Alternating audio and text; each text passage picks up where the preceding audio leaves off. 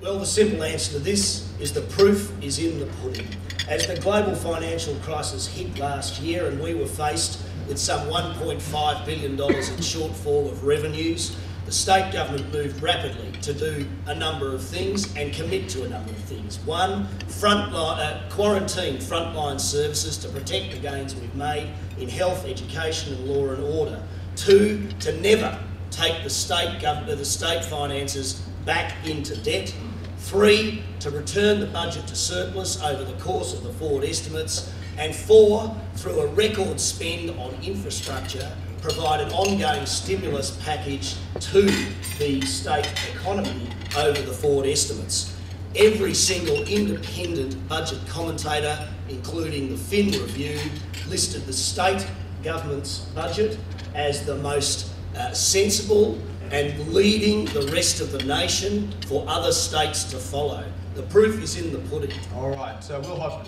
Yes, it is, Tim. They've had 7 fiscal strategies since 1998-99. Every time one of their fiscal targets gets a little tight, the government just moves the goalpost. That's not fiscal discipline, it's a smokescreen. And interestingly as well, the targets it sets itself are always very generous, so it shows how bad they are when it comes to fiscal discipline, that they need to change them so consistently. The Labor record on fiscal discipline most recently speaks for itself, as David says. Every year since 2004, Labor has spent more than it budgeted.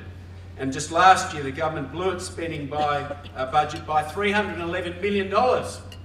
During this time, as David has said, that we knew we were facing grave economic times. This government has benefited from $14 billion in GST revenues alone since they came in. And it took just a sniff of an economic downturn to expose the frailty of the state budget, because after 11 years of spending beyond its means and a lack of fiscal discipline, the government, as I say, had to change the goalpost. All right, Nick McKim. Well, I agree with the majority of Will's criticisms about the way that this government has handled the budget during its time in majority. But I want to talk a little bit about investor confidence, because investor confidence is one of the real drivers, and I'm talking about private sector investor confidence here, one of the real drivers of the health of an economy. Now, it relies on many different things, but one of the things, as the TCCI have been very strong in saying, is the state government's budget. And I say again, the Greens pledge not to vote to block the budget. But I've listened carefully, and I haven't heard either of these two gentlemen make the same pledge since we made it, and they haven't made it today. It's fiscal irresponsibility to threaten to block the state budget. Labor's got form on it. There are people sitting in the parliament, and in fact sitting here in the room today, who voted for the ALP to block a budget in the past. Let's have a response to that question. All right, let's see what David Bartlett says. Well, in fact, I ruled that out in answer to a question I noticed, I heard a question in question time this week. The facts of the matter are that, and I've heard everything today, I've got to say, that the global financial crisis is a sniff of an economic downturn. Incredible. We, as a state government, have thrown 10 consecutive surpluses, allowing the state finances to pay off $1.8 billion of Liberal debt and take the state finances into a cash position of $960 million positive. We now, because we face a challenge in jobs through the global recession, are able to get the hay out of the barn and ensure that this economy keeps going. And that is proof in the pudding again, because 2 Thursdays ago, I was proudly able to say I was the first Premier ever to preside over an unemployment rate better than every other state in Australia. Will Hodgman called it a jobs crisis. All right, David Bartlett, thank you. On a position statement now, Will Hodgman. Thanks, Tim. Just firstly to put Nick, your mind at ease. Yes, we haven't said it today, but we've said it plenty of times before. It's not our plan to get in the way of budget supply. In relation to our employment circumstances, I think you need to look a little deeper than just our unemployment rate. It's fantastic. It's below the national average. But 6,300 Tasmanians have lost their jobs since September 2008. I reckon it's a crisis for those people and their families. And you need to look at our underperforming rates when it comes to participation, school retention and so on. That's the true state of our labour market.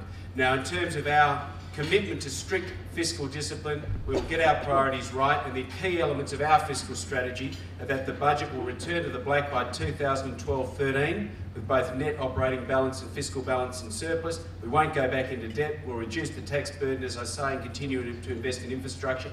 Our credit rating will be maintained, and an extra one, we'll also take Kevin's stimulus money. Nick McKim. Thank you, Tim. I said I'd come back to innovation, and I want to remind you about something I said earlier, and that is that innovation is in the main, and the research clearly shows this, is driven by large companies. But in Tasmania, there is a disincentive to innovate, and it's called payroll tax. And today I can announce that the Greens would commission a full review of Tasmania's taxation system with an aim of reducing or eliminating taxes on good things like jobs and investment, and instead generating revenue by taxing things that are bad for our people, like pollution, for example. Now, this would not only deliver a fairer tax system for individuals and for businesses and better outcomes for people, which is after all what we're all about here, but would create a contemporary tax base that would position Tasmania beautifully as the world responds to the climate challenge. This would be a revenue neutral. In other words, not increasing taxes, not decreasing, just changing the mix. David Bartlett. Well, I'm not sure how it is that Will and Nick can even defend criticism of the state government's budget and budget priorities, given that, on average, both of them in their alternate budgets this year agreed with some 97.8% of the state budget, effectively quibbling at the margins. In this state budget, due to the strength of our state finances, we were pleased also to be able to introduce a payroll tax rebate for 2 years on any new employee taken on by Tasmanian business in the next year, this crucial year for employment. We want that experiment, that pilot, that business has been lobbying for to work. We want payroll tax relief to be once and for all proven that it will go into employment and not simply into the bottom line.